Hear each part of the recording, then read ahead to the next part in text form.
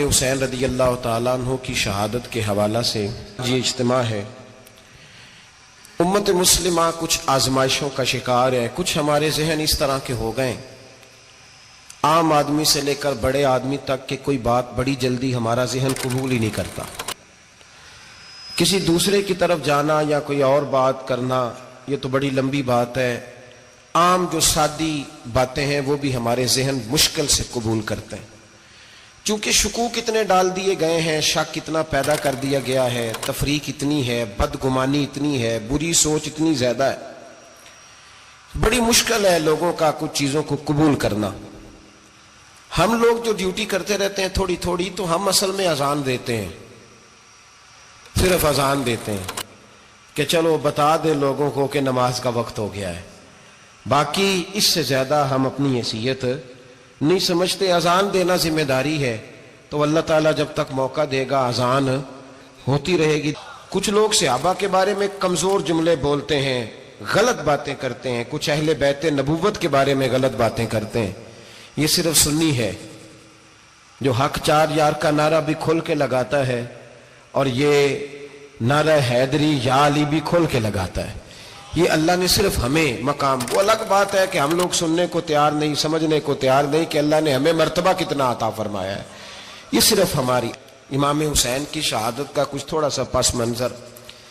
شہادت ہمارے ہاں بیان ہوتی ہے اس انداز میں کہ لگتا ہے کہ کسی مظلوم بندے کو کسی نے پکڑا ہوا تھا تو وہ سارے اسے مار رہے تھے اور وہ منتیں کر رہا تھا کہ مجھے نہ مارو، اتنی ہائے ہائے کی جاتی ہے کہ محسوس ہوتا ہے کہ امام علی مقام بڑے پریشان تھے کہ کسی طریقے سے، اور ان کا خاندان بڑا تکلیف میں تھا کہ جلدی کہیں کربلا سے نکل جائیں۔ حالانکہ اس دھرتی پہ، اس کائنات پہ صبر، شجاعت، استقامت اور حوصلہ جس سے کائنات سیکھے گی وہ صرف امام حسین ہی ہے۔ اتنے بڑے صابر آدمی کے بارے میں اس طرح کا رویہ اختیار کرنا کہ وہ تو گویا اس طرح کر رہے تھے کہ بس کسی طریقے سے میری معذرت، تو یہ امام حسین کی مظلومیت سنا کے لوگوں کو اس طرح کا کر دیا جاتا ہے، یہ انداز بتایا جاتا ہے کہ شاید واقعہ کربلا رونے دھونے کا نام ہے، حالانکہ بات یہ نہیں ہے۔ یزید کی لشکر جو امام حسین کے مقابلے میں آیا، امام حسین کے لشکر کی تعداد 72 تھی، تو یزید نے 22,000 آدمی، مجھے بتائیے 72 کا 22,000 سے کو مقابلہ ہوتا ہے؟ بولیے۔ عمر بن سعد نے پھر عبید اللہ ابن زیاد کو لکھا کہ 22 ہمارے ملک میں جو اچھی خوشامد کرے اسے اچھی وزارت ملتی ہے، اچھی وزارت اسے دیتے ہیں، جو ذرا صحیح بدتمیز بھی ہو اور صحیح وکالت کرنے والا اسے وزارت صحیح دیتے ہیں۔ عجیب اس کا مزاج تھا۔ یہ چلاک لوگ زندگی میں ہمیشہ دھوکہ کھاتے ہیں، چلاکیاں انسان کو گراتی ہیں اور اتنا منہ چھیل جاتا ہے کہ منہ پہچانا ہی نہیں جاتا۔ بندہ اپنے آپ کو رب رسول کے حوالے کر دے تو اللہ بڑی بہترین جزائیں عطا کرتا ہے۔ یہ لوگ تیزی دکھاتے ہیں بعض، تو یزید بھی تیزی دکھانے والا تھا۔ اس نے اللہ خیر کرے جڑا نماز پڑھائے ہو مولوی تو جڑا ٹل پائے ہو پیر، جڑا مہینہ نہ نہائے چھوٹا پیر تو جڑا 6 مہینے نہ نہائے ہو بڑا پیر، کہتے بابا پہنچے ہیں، کڑے چھڑے جو پہن لیے۔ بھائی امام حسین تو نمازیں پڑھاتے تھے، مولا علی تو نمازیں پڑھاتے تھے، مسجد کے خطیب تھے، اب اس کو تو مولوی کہہ دیا جاتا ہے بیچارے کو۔ تو ملنگ کون ہوتا ہے جی؟ کہتے جڑا کپڑے کٹ پائے۔ کیا تماشا ہے، قوم جدھر دل کرتا ہے نکل جاتی ہے۔ کرنا ہے، یاد رکھیں ووٹ برادری کا نہیں ہوتا، ووٹ برادری کا نہیں، ووٹ دین کا ہوتا ہے۔ جو بندہ دین کے، ملت کے، مذہب کے معیار پہ پورا نہ ہوتے اسے حکمت کے تحت بھی ووٹ دینا جائز۔ ہاں یہ بات سچی ہے تو بہرحال سچی ہے، یہ یاد رکھ لے۔ ہمارے ووٹ سے کوئی ایم این اے، ایم پی یہ جتنے ظلم کرے گا ووٹ دینے والا اس کے ظلم میں شریک ہوگا، بالکل 100%، یہ لکھ لیں بات۔ ہم اس وقت بڑی جلدی، پتہ نہیں ہمیں کیا مسئلہ ہو جاتا ہے، اتنا اتنی مصیبت انہیں نہیں بنی ہوتی، نہیں یہاں بنی ہوتی ہے۔ خدا کا خوف کریں۔ امام علی مقام ووٹ ہی مانگ رہا تھا نا یزید، اور پھر اس نے بڑے بڑے لالچ دیے، اس نے کہا کہ آپ 5-4 صوبے ہیں جس کی گورنری مرضی رکھ لیں، دولت آپ کی مرضی کی۔ تو پھر آج ہمیں بھی لوگ مشورہ دیتے ہیں، کہتے ہیں مسجد میں سیاست نہیں ہونی چاہیے۔ میں نے کہا کیا کریں، یہ امام حسین ہمیں مجبور کر گئے، کوئی نہ کوئی بات کرنی پڑ ہی جاتی ہے۔ امام علی مقام نے فرمایا چھپ کے ووٹ کی بات، بیعت کی بات نہیں ہو سکتی۔ آپ نے جا کے لوگوں سے مشورہ، بڑے کم لوگ ہوتے ہیں، بڑے کم لوگ، جسے زندگی ہو پیاری وہ یہیں سے لوٹ جائے۔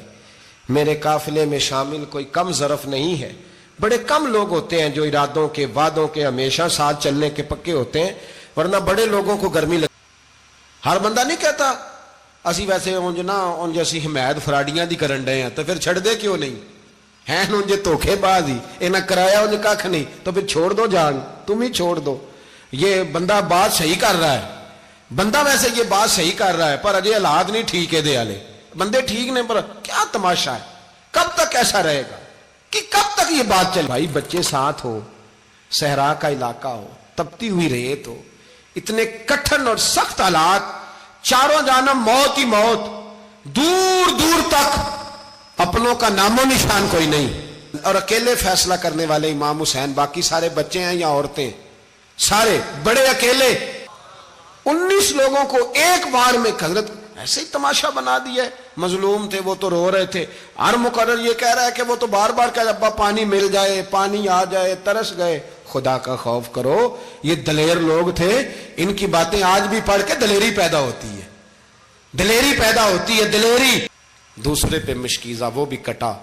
دیکھ لو میں پس منظر پہ ہوں ابھی تک، میں بتا رہا ہوں کہ جہاد کس کے خلاف تھا؟ ظالم حکمران کے خلاف، ظالم کافر کے خلاف نہیں، مشرک کے خلاف نہیں۔ حضرت امام حسین رضی اللہ تعالیٰ عنہ نے ہر جگہ ایک ہی بات کی کہ یزید شرابی ہے تو بچے کٹوا دوں گا، شرابی کو ووٹ۔ یہ ایک نہیں، ہر کتاب میں یہی لکھا، ہر کتاب میں، اور ہر مسلک کی کتاب۔ یزید چونکہ مجرے دیکھتا ہے، رنڈیوں کا ناچ دیکھتا ہے، بچے کٹوا دوں گا، اس کے ہاتھ میں ہاتھ۔ امام حسین نے فرمایا چونکہ اللہ کی حدوں کو توڑتا ہے، حقوق اللہ پامال کرتا ہے، حدود اللہ، بچے کٹوا دوں گا لیکن اس کے ہاتھ میں ہاتھ۔